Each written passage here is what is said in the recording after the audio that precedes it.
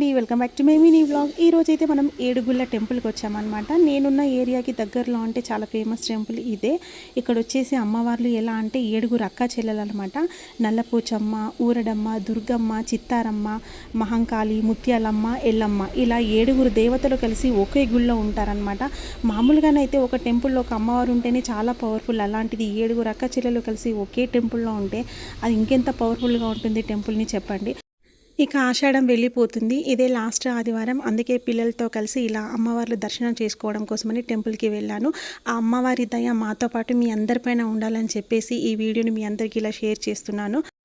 Last Sunday మా ఊళ్ళో బోనాలు తీసినప్పుడు మాకు ఎక్కువ టైం స్పెండ్ చేయడానికి కుదరలేదు. అదే రోజు వెళ్ళి వచ్చేసాం కాబట్టి ఈ సండే మళ్ళీ ఒక్కసారి దగ్గరలో ఉన్న టెంపుల్కి వెళ్దామని ఇక్కడికి వచ్చాము. మాకైతే చాలా ప్రశాంతంగా అనిపించింది. దర్శనం కూడా చాలా బాగా జరిగింది.